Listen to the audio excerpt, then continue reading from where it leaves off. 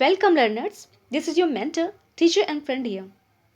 आज की वीडियो में हम सॉल्व करेंगे एक प्रैक्टिस सेट को जो लिया है एक प्रैक्टिस सेट से। और ये जो पेपर है ये पेपर रहा है टीजीटी 2001 का। ओके, चूँकि एग्ज़ाम हमारा एनी टाइम हो सकता है, काफ़ी समीप है हम एग्ज़ाम के, तो अब हम day by day practice set वगैरह को सॉल्व करेंगे और वो चीज़ें हम पढ़ेंगे जो एग्ज़ाम ओरिएंटेड है। ओके ओके, चलिए तो स्टार्ट करते हैं वीडियो को without delaying. Question number first, the type of fiction whose setting is in the medieval period, often in a gloomy castle replete with dungeons, subterranean passages and use of ghosts and mysteries is called। देखिए, हम novels में कई तरीके की category के novels को पढ़ चुके हैं, जैसे regional novel, realistic novel, novel of manners, ठीक है, और गॉथिक नॉवल। तो इन सब में एक टाइप होता है गॉथिक नॉवल का जो ग्लूमी कैसल्स को बताता है, ठीक है, और घोस्ट्स के बारे में, मिस्ट्रीज के बारे में बताता है। तो ये जो नॉवल होता है ये गॉथिक नॉवल होता है, ठीक है। चार ऑप्शंस लिखे हैं, वैसे इसका आंसर आपके सामने लिखा है, फिर भी हम अपने हिसाब से एक न्यू फ्रेश माइंड से एक बार इसको सॉल्व करने की कोशिश करते हैं, ठीक है। तो इसका आंसर है गॉथिक नॉवल। ओके, चलिए एक्सप्लेनेशन में देख लेते हैं। The term originally referred to the Goths, a Germanic tribe, then came to signify Germanic, then medieval. The term Gothic has also been extended to denote a type of fiction which lacks the medieval setting but develop brooding atmosphere of gloom or terror, represents events which are uncanny and macabre। कुल मिला के जो medieval time period की बात होगी, gloomy Castle's की बात होगी, सब मिस्ट्रीज की बात होगी, घोस्टेस की बात होगी, ठीक है, हॉरर की थोड़ी बहुत बात होगी, तो ये गॉथिक नावल की हम बात कर रहे हैं, ठीक है। बाकी ऑप्शंस की बात करें तो पिकारेस्क नावल होता है जिसमें हम किसी रास्कल की जर्नी के बारे में बात करते हैं, ठीक है, तो वो पिकारेस्क नावल होता है। इपिस्टलरी नावल की बात करें तो इपिस्टलरी जो होता है वो लेटर से रिलेटेड नॉवल्स होते हैं। हिस्टोरिक नॉवल से बात करें तो पुरानी चीज़ों पे बेस्ड जो नॉवल्स होते हैं वो हिस्टोरिकल नॉवल्स कहलाते हैं। ओके, तो इसका आंसर होगा गॉथिक नॉवल, ध्यान रखेंगे। Question number next, what is poetic licence. Next question, what is poetic licence. तो चारों ऑप्शंस जो दिए हैं, फर्स्ट वाला ऑप्शन बिल्कुल इनकरेक्ट है। Poetry written to established rules and regulation of verification, नहीं, ऐसा नहीं होता। Royal permission to write poetry, बिल्कुल नहीं, ये भी नहीं करेक्ट है। Liberties with language and fact in poetry, okay, ये करेक्ट हो सकता है, ठीक है। नेक्स्ट, क्योंकि चौथा पढ़ना है हमें, इसलिए मैं भी एक ड्यूबियस सिचुएशन में डाल रही हूँ कि ये भी हो सकता है, ठीक है। चारों पढ़ने के बाद ही हमें सटीक आंसर देना है अपना। Poetic norms of a particular period, तो अकॉर्डिंग टू 4 ऑप्शंस हमें थर्ड ऑप्शन को करेक्ट करना है, ठीक है। Liberties with language and facts in poetry, okay. The phrase implies that while writing poetry, poet can take liberty with facts and events to give in the wind on his own imagination, ठीक है। कहने का मतलब जो poetic licence होता है ना, वो जो कविता होती है ना, कविता का साइंस से कोई मतलब नहीं होता है। तो कविता अपने आप में कुछ भी चीज़ें डाल सकती है, ठीक है, वो ऐसी चीज़ें जो बियॉन्ड द वर्ड हो, ठीक है। तो इस वजह से, और इसको अप्रूव करने के लिए किसी सेंसर की ज़रूरत नहीं है, ठीक है। तो यानी कहने का मतलब जो पोइटिक लाइसेंस होता है वो अपनी भावनाओं में, अपनी लैंग्वेज में, अपनी पोइट्री के फैक्ट्स में फ्री होना चाहिए, ठीक है, यही बताने की कोशिश की जा रही है। तो पोइटिक लाइसेंस के लिए थर्ड वाला ऑप्शन करेक्ट है। Okay, next question, question number third, period between 1700 to 1745 in English literature is called. तो जैसा हम जानते हैं कि 1700 से लेकर के 1745 तक का जो समय है वो ऑगस्टन एज का है, ठीक है। ऑगस्टन एज कहें, एज ऑफ पोप कहें, एज ऑफ क्वीन एन कहें, ठीक है। तो ध्यान रखेंगे, रेस्टोरेशन की टाइम पीरियड अलग है, कैरोलिन अलग है, जॉनसन अलग है। यानी 1700 से 1745 तक की जो एज होती है वो ऑगस्टन एज कहलाती है, ठीक है। देखिए, आपका क्लैरिफिकेशन भी यहाँ पे लिखा है जी, एज ऑफ पोप कहते हैं, जो मैंने आपको बताया ही। Next, the unbroken flow of thought and awareness in the waking mind is called. Stream of consciousness कहते हैं, इपीफेनी कहते हैं, निगेटिव कैपेबिलिटी कहते हैं, ऑब्जेक्टिव कोरिलेटिव कहते हैं। तो according to options stream of consciousness को कहते हैं। ठीक है जी, एक्सप्लेनेशन देते हैं। It presents suppose by random flow of thoughts through the mind of characters. ठीक है, next, what is mean by catharsis? Catharsis का मीनिंग क्या होता है? कैथारसिस का मीनिंग होता है स्ट्रॉन्ग आउटलेट फॉर इमोशंस, यानी purgation of emotion of pity and fear. ठीक है, तो चारों ऑप्शंस को फिलहाल हमें पढ़ना ही है। Tragic flaw in the antagonist incorrect है, tragic flaw in the protagonist incorrect है, false step dark taken in dark ये भी इनकरेक्ट है, तो फोर्थ ऑप्शन हमारा करेक्ट हो जाएगा। ठीक है, next, the term dystopia implies, एक यूटोपिया होता है, एक डिस्टोपिया होता है। ठीक है, utopia for good place and जो डिस्टोपिया होता है फॉर बैड प्लेस। ओके, तो जो डिस्टोपिया जो होता है ना, उसके लिए अगर हम सही से वर्ड की बात करें तो होता है अनप्लीजेंट इमेजिनरी वर्ड। ठीक है, प्लीजेंट इमेजिनरी वर्ड नहीं होता, अनप्लीजेंट रियल वर्ड नहीं होता, प्लीजेंट रियल वर्ड नहीं होता, अनप्लीजेंट इमेजिनरी वर्ड होता है। ठीक है, और प्लीजेंट इमेजिनरी वर्ड जो होता है ये यूटोपिया की निशानी है। ओके, ध्यान रखेंगे। Okay, it means bad place, जो मैंने बताया। It's example 1 Aldous Huxley's brave new world and George Orwell's 1984। यानी इस फैक्ट को आप बहुत अंडरलाइन करके चलिए, इंपॉर्टेंट है ये बहुत ज़्यादा। ठीक है, अल्डोस हक्सले का ब्रेव न्यू वर्ल्ड जो है ना, ये एग्जाम्पल है। और न्यू जी एंड जॉर्ज ओरेवल का 1984, ये डेट नहीं है, ये वर्क है। ठीक है, 1984 ये वर्क है, ध्यान रखेंगे। ये सब डिस्टोपिया का एग्जाम्पल है। Next, who is the father of term objective correlative? Okay, father of objective correlative T S Eliot माने जाते हैं। ओके, वैसे कहें तो जो ऑब्जेक्टिव कोरिलेटिव था ना, रियली में इन्होंने नहीं कॉइन किया था, कॉइन किसी और ने किया था। ठीक है, किसी पेंटर ने किया था वो। और लेकिन फिर भी अकॉर्डिंग टू ऑप्शन की अगर बात करेंगे तो टीएस इलियट अगर ऑप्शन में है, क्योंकि बाकी तीनों से तो कोई वास्ता है नहीं। अगर जिसका मैंने नाम बताया अगर वो होते तो ऑप्शन में उनको सोचा जा सकता था, लेकिन चूंकि यहाँ पे नहीं है वो, तो इसलिए हम टीएस इलियट को प्रायोरिटी बनाएंगे। ओके, तो ध्यान रखेंगे। नेक्स्ट, एक्सप्लेनेशन पढ़ लेते हैं। T S Eliot uses this term in essay Hamlet and his problems. पहली बात तो ये जान लेंगे कि हैमलेट एंड हिज प्रॉब्लम्स ये टीएस इलियट का है। To explain how emotion is best expressed in poetry, it cannot be simply transmitted from the mind of the poet to the mind of the reader. It has to turn itself into something concrete, a picture of a person, place, things, suggestion of it to evoke the same emotion in the reader. Okay okay, आपको हिंदी मुझे नहीं बतानी है, बस आपको fact समझना है कि हैमलेट एंड हिज प्रॉब्लम में टीएस इलियट ने इसका यूज़ किया था, किसका? ऑब्जेक्टिव कोरिलेटिव का। ओके, तो अगर हम फादर के बात कहेंगे, इस तरीके से क्वेश्चन बनता है, तो ध्यान रखना है कि ऑब्जेक्टिव कोरिलेटिव के फादर जो है ना, वो टीएस इलियट हैं। Next, what is the theme of the proletarian novel? Next, तो अरिस्टोक्रेटिक क्लास नहीं होता, वॉरियर्स नहीं होता, मिडिल क्लास नहीं होता, वर्किंग क्लास होता है। ओके, ध्यान रखना है। प्रोलेटारियन नॉवेल की जो थीम होती है वो वर्किंग क्लास होती है। Next, the character which remains almost unchanged throughout the story, जो कहानी में जो करेक्टर्स होते हैं वो बदलते नहीं है, सेम एक जैसे ही होते हैं, उनको हम फ्लैट करेक्टर कहते हैं। ठीक है, राउंड करेक्टर नहीं बोलते, डायनेमिक करेक्टर नहीं बोलते, कैरिकेचर नहीं बोलते, तो बोलते हैं हम फ्लैट करेक्टर। ठीक है, ध्यान रखेंगे। Next, what is closed drama? Closed drama क्या है?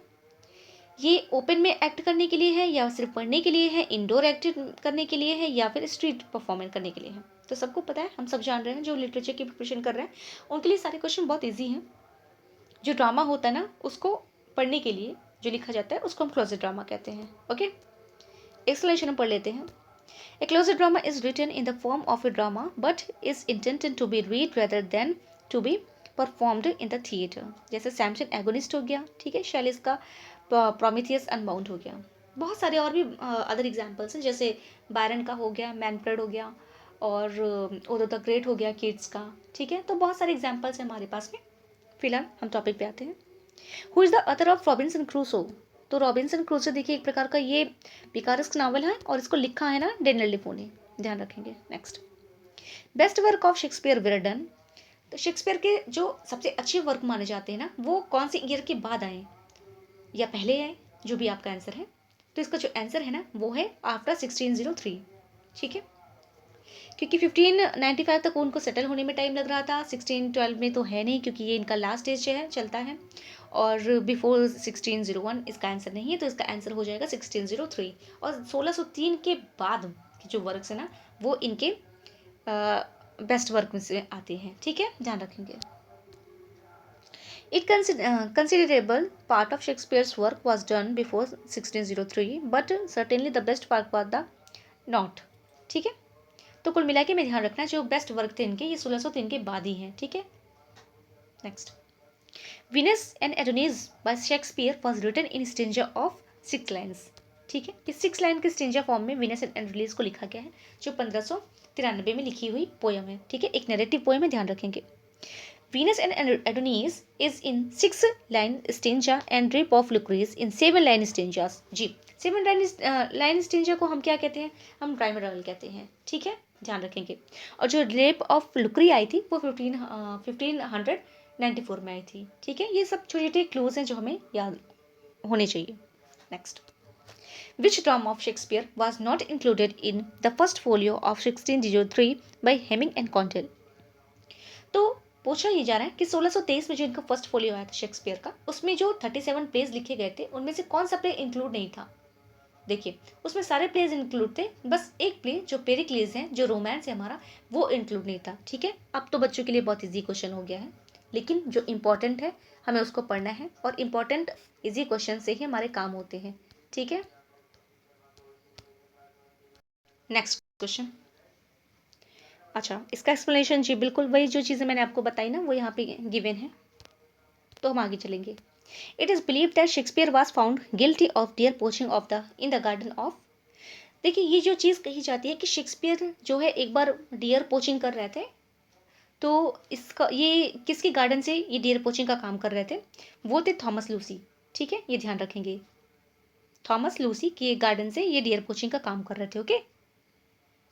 चलिए एक्सप्लेनेशन पढ़ते हैं। Traditional there is Thou is no great age and exceedingly slight authority to his Shakespeare, leaving straight for London, perhaps in 1585 or 86 or 87, and perhaps in consequences of dear still by prank in the neighboring park of sir Thomas Lucy, okay. तो ये भी हम याद कर लेंगे कि ये bye prank जो है ये काम करते हैं, करने की कोशिश करते हैं, ठीक है, ऐसा कहा जाता है।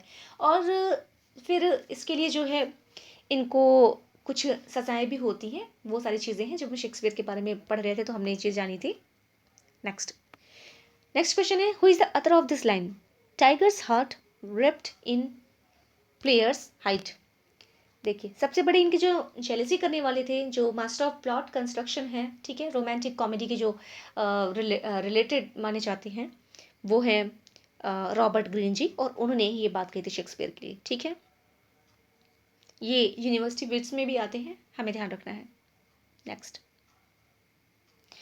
अच्छा 17 to 21 जो है ये बेस है हमारा किस पे, पैसेज पे। तो देखिए हम पैसेज को तो सॉल्व नहीं करेंगे, ओके, क्योंकि ये टाइम टेकिंग है और इतना लेंदी वीडियो हमें नहीं बनाना है, ठीक है। सारी चीज़ों को पढ़ना पड़ेगा, एक काम करिएगा आप इसको पॉज करेंगे, उसके बाद में सारे क्वेश्चंस का आंसर आप खुद टिक करेंगे, ओके। नेक्स्ट हम 22 से फॉलो करते हैं। Which one is the right chronological order of Shakespeare major tragedies. देखिए इसके लिए हमें याद रख लेना है होकमुको, ठीक है, होकमुको। और यही जो 4 ट्रेजेडीज हैं इनकी, यही इनका सीक्वेंस भी है, यानी हैमलेट, ओदेलो, किंग लियर, मैकबेथ। तो अगर ऐसा कोई सीक्वेंस है तो वो ऑप्शन हमारा करेक्ट हो जाएगा, यानी first option, okay. Next, who called Shakespeare sweetest child, sweetest Shakespeare fancy child. देखिए इसको मिल्टन ने बोला है, कहाँ बोला है, एल एलिग्रो में बोला है, ठीक है। Next, from where these lines have been taken and who is the speaker, we are such stuffs as dreams are made on and our little life is rounded with the sleep, okay। देखिए ये चीज़ बोली गई है Tempest की, ठीक है, ये जो लाइन है ना ये टेम्पेस्ट की है और बोल रहे हैं Prospero. Okay, we are such stuffs as dreams are made on. इसको कई बार पूछा भी गया है, इंपॉर्टेंट है, टिक करके चलेंगे आप। नेक्स्ट। ओके, तो इसका ऑप्शन करेक्ट हो जाएगा टेम्पेस्ट प्रॉस्पेरो, ठीक है। Next question. Shakespeare was not of an age but for all time was uttered by, तो ऐसा बोलते हैं बेन जॉनसन, ठीक है। नेक्स्ट। स्टेटमेंट जो है ना उसको हमें एज इट इज क्रैमिंग कर लेनी है, याद कर लेना है। Next. Where from these lines have been taken, good friend, for Jesus' sake, forbear to dig the just enclosed, bearer breast, be the man that spares these stones, and cursed be that moves my bone. Okay, अच्छा ये जो lines है ना Jesus seek for beer, ये बोली गई है ना, ये बोली इन सेंस कि ये शेक्सपियर के टॉम पर लिखी हुई चीज़ें हैं, ठीक है, तो ध्यान रखेंगे। नेक्स्ट। नेक्स्ट है where from the lines, fear no more that heat of the sun, for the furious winters reaches, thou thy word task has done, home art gone and taken by the wages. तो ये line जो है ना ये Cymbeline की है, ध्यान रखेंगे, और ये पूछी भी जाती है भी, आप और भी देखेंगे ना पेपर्स जब सॉल्व करेंगे मेरे साथ, वहाँ पे आपको देखने को मिलेगा। तो fear no more the heat of the sun, ये वाली जो लाइन है ना स्टार्टिंग की, ये कंप्लीट लाइन को हमें पढ़ना है और मोस्टली फर्स्ट लाइन को पूछा गया है, ये सिम्बलिन की लाइन है जो कि हमारा प्रोज रोमांस है। Okay, next. Who expresses the common judgement of home when he says I do not remember that any book or person or event in my life ever made so great an impression upon me in the plays of Shakespeare. तो देखिए ये जो statement है ना इसको गेटे ने बोला है, ध्यान रखना है हमें, ये जो स्टेटमेंट है इसको गेटे ने बोला है। Next. Hermia is the character in Shakespeare's midsummer night dreams, ठीक है, और पहला ही ऑप्शन हमारा करेक्ट हो जाएगा क्योंकि रोमियो जूलियट में है नहीं, और बाकी थर्ड ऑप्शन में थर्ड फोर्थ में है नहीं, तो फर्स्ट ऑप्शन इसका करेक्ट आंसर हो जाएगा, ठीक है, ध्यान रखेंगे। नेक्स्ट। ओके, बाकी इसका एक्सप्लेनेशन लिखा है वो देख लीजिए आप। Hermia is the daughter of edges who chooses the Demetrius for her husband, ठीक है, ये सारी चीज़ें हैं। Next. Question number 30। The line this is the noblest Roman of them all he is said by Antonio, और किसके लिए कहा जा रहा है, सीजर के लिए बोला जा रहा है, ठीक है, जहाँ पे ये प्रेस करने के लिए आते हैं, सीजर को परी करने के लिए नहीं आते हैं, एक्चुअली आते हैं उसी काम करने के लिए, ठीक है। नेक्स्ट। 31 है Milton was born in Bread Street London in the year 1608, यानी इनका जन्म यहाँ पे हुआ था 1608 में 9 दिसंबर को, ठीक है, ध्यान रखेंगे, तो नीचे एक्सप्लेनेशन भी दी है। 32 बोल रहा है John Milton was banded in the year 1562, what the other event is peculiar in the age, यानी इस एज में, इस घटना के साथ में कि वो अंधे हुए थे 1652 में, इसके साथ में और कौन सी बात हुई थी स्पेशल, तो इस साल में ना हिज वाइफ डाइड, इनकी वाइफ की भी मृत्यु होती है 1652 में, कहीं कहीं पे आपको इसको 53 में भी लिखा मिल जाएगा। ओके, तो ध्यान रखना है। Lycidas was written in the memory of Edward King, अब बच्चों के लिए बहुत ईजी क्वेश्चन है। लिसिडास वॉज पास्टोरल एज 1637, माफ कीजिएगा। A college friend Edward King has been drawn in the Irish Sea, and the Milton follows the poetic custom of his age by representing both his friend and himself in the guise of shepherd leading the pastoral life. तो कुल मिला के हम कहें Lycidas को इलिजी है, कौन सी इलिजी है, पास्टोरल इलिजी है, और इलिजी की कैटेगरी को फाइंड आउट करने के लिए आएगा तो ये मोनेडी भी है, ठीक है, ध्यान रखेंगे। Who wrote and about home Thou soul was like a star and dwelt apart, तो ये वर्ड्सवर्थ ने बोला है मिल्टन के बारे में। Okay okay, next. The age of Milton when he wrote on the morning Christ nativity was, जब उन्होंने ये ओड लिखा था ना तब उनकी एज क्या थी, तब उनकी एज थी 20 साल। अच्छा 21 साल भी अब इसको माना जाता है। ओके 21 साल की एज थी उनकी, तो अगर ऑप्शन में 21 नहीं है तो उसके आसपास की कोई डेट है ना उसको हमें टिक करना है, जैसे 20 यहाँ पे दिया गया है, बाकी अदर जो ऑप्शन में है वो नहीं है करेक्ट, ठीक है, तो ध्यान रखेंगे। When was paradise lost published, कब पब्लिश किया गया था, देखो इसको देखिए, इसको 60 से लेकर के 65 में लिखा गया था, 1660 से 65 तक लिखा गया था। उसके बाद 70 में इसको 67 में 2 साल बाद, जी माफ़ कीजिएगा, 2 साल बाद इसको पैराडाइज लॉस्ट को पब्लिश किया गया था। ठीक है, और फिर उसको इनका जो फेवरेट वर्क है पैराडाइज रिगेंट, ये आता है 1671 में। ओके, 4 बुक्स के साथ में। और पैराडाइज लॉस्ट की बात करें तो 12 किताबों में है। ओरिजिनली ये 10 बुक्स में आया था, उसके बाद 74 में ये 12 बुक्स में आ जाता है। Okay, theme of Areopagitica is freedom of press. Next, which was Milton's favourite work? Paradise Regained, जैसा भी हमने चर्चा की। Nothing is here, for tears, nothing to wail or knock the breast, no weakness, no contempt, no uh, dispels or blame, nothing but will and fear, and what may quiet us in death so noble. Where from these lines taken? कहाँ से lines ली गई हैं? तो ये Samson agonist की line है। ठीक है, देखिए इन लाइन्स में देखिए कितनी पेसिमिस्टिक बातें लिखी गई हैं। ठीक है, तो ये जो लाइन है ना हमें याद करनी है, ये सैमसन एगोनिस्ट की लाइन है जो पैराडाइज रिगेन के साथ में 1671 में आया था। Okay, next, the literary form of commerce is a mask.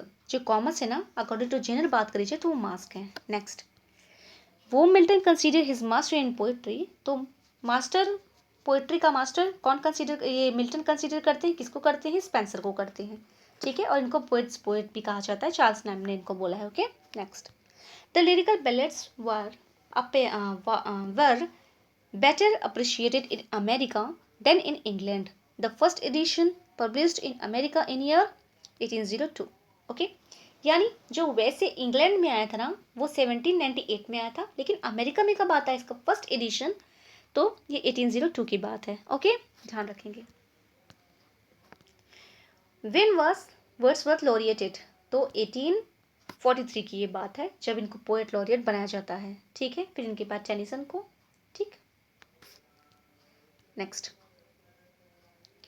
कहाँ से लाइन ली गई है? Our birth is but a sleep and forgetting the soul that rises with us, our life star had that ill self in the setting. तो ये जो lines है ये ode to intimation of immortality, जो कि वर्ड्सवर्थ का odd है, यहाँ से ली गई है। ठीक है, next, nature never did betray the heart that loved her, ये टिंटन एबी की लाइन है। ठीक है, ध्यान रखेंगे। Next, okay, next, when was the prelude published? Publish कब किया गया था प्रिल्यूड को? देखिए 1805 में तो नहीं, 32 में भी नहीं, 53 में भी नहीं। ठीक है, 1850 में इसको वर्ड्सवर्थ की डेथ के बाद में पब्लिश कराया गया था उनकी वाइफ के थ्रू। ठीक है, तो फिलहाल अगर यहाँ पे नॉन ऑफ दीज है ना तो हमें नॉन ऑफ दीज को क्लिक करना है। Okay, next, several of Galsworthy's early novels were written under a pseudonym of. देखिए इनका जो pseudonym था, इनके कुछ अर्ली जो नॉवेल्स थे, प्लेस थे ना, उनको इन्होंने जॉन सेंट जॉन के नाम से अपने आप को pseudonym इनका रखा था, उसी के नाम से जाना जाता है। ओके, ध्यान रखेंगे। Next, the first successful novel of Galsworthy was the man of property. ठीक है, पहला सक्सेसफुल जो इनका नॉवल था वो मैन ऑफ प्रॉपर्टी, जो 1906 में आया था, ये इनका फर्स्ट नॉवल है। Next, which novel of Galsworthy is consider to be his masterpiece? तो अब ये क्वेश्चन तो बच्चों के लिए बहुत ईजी हो गया है कि मास्टरपीस गाल्सवर्दी का कौन सा है, जो कि फॉर्सेट सागा है। Okay, next, which is Galsworthy's first play? Galsworthy का पहला प्ले कौन सा है? ये है सिल्वर बॉक्स। ओके, अच्छा एक मिनट, गाल्सवर्दी का फर्स्ट प्ले, नहीं ठीक है। ओके, जो गाल्सवर्दी का फर्स्ट प्ले की अगर बात करें तो सिल्वर बॉक्स हो जाएगा। ठीक है, जैकलिन तो इनका फर्स्ट वर्क है। ठीक है, तो जैकलिन की हम बात नहीं करेंगे, ये फुल लेंथ नावल भी है, और जो फर्स्ट प्ले था इनका ना वो सिल्वर बॉक्स था, जो 1906 में आया था। Okay, next, when was John Galsworthy awarded the Nobel prize? तो वो 1932 में इनको प्राइज मिलता है। Okay, next, the dark flower by John Galsworthy is a love novel है। Okay, next, which drama of Galsworthy deals with the conflict between the capitalist and laborers? दोनों के बीच में, कैपिटलिस्ट और लेबलर्स के बीच में जो कॉन्फ्लिक्ट है वो किस प्ले में दिखाई पड़ती है? स्ट्राइफ में दिखाई पड़ती है। ठीक है, और स्ट्राइफ के अलावा जो सेम थीम है ना, ये थीम है द वीवर की भी। ठीक है, ध्यान रखेंगे। नेक्स्ट, अब देखिए पैसेज आ गया है, पैसेज को हम सॉल्व नहीं करेंगे क्योंकि टाइम टेकिंग है ना। अब इसको पॉज करेंगे और उसके बाद सॉल्व करना शुरू करेंगे। ओके, अब आते हैं हम अपने क्वेश्चन नंबर 60 पे। ठीक है, एक मिनट, हम 60 पे नहीं आएंगे, हम आएंगे 59 पे। ओके, क्योंकि 58 तक हमारा पैसेज था, पैसेज को हमने छोड़ा है। The miss spelled word is, दर्शी की स्पेलिंग करेक्ट है, मिसलेनियस की स्पेलिंग करेक्ट है, ऑक्यूरेंस की स्पेलिंग करेक्ट है, कॉमेडी की गलत है क्योंकि कॉमेडी की स्पेलिंग होती है ये COMMITT। इसमें जो 3 लेटर्स हैं 2 टाइम रिपीटेड है। ओके, ध्यान रखना है। 60, find the correctly spelled word. तो इसमें जो वर्ड है ग्रामर वो इनकरेक्ट है क्योंकि ग्रामर में डबल एम होता है। हेवेने कोई वर्ड नहीं होता। मैकाबर जो होता है इसमें MACABRE होता है। ठीक है, तो हेवन जो है ना, हेवन मतलब HAVEN, हेवन का मतलब होता है शेल्टर। इसको हम गलती से हीवन नहीं बोलेंगे। ठीक है, हीवन तो होता है स्वर्ग। ठीक है, जिसको हम इलिजियन बोलते हैं, तो वो जो है ना वो उसकी अलग स्पेलिंग होती है। ये हेवन है, हेवन मतलब शेल्टर होता है। Next, how many parts of speech are there in number. कितने पार्ट्स ऑफ स्पीच होते हैं? 8 होते हैं, हम सब जानते हैं। Next, his courage won him honour. The word honour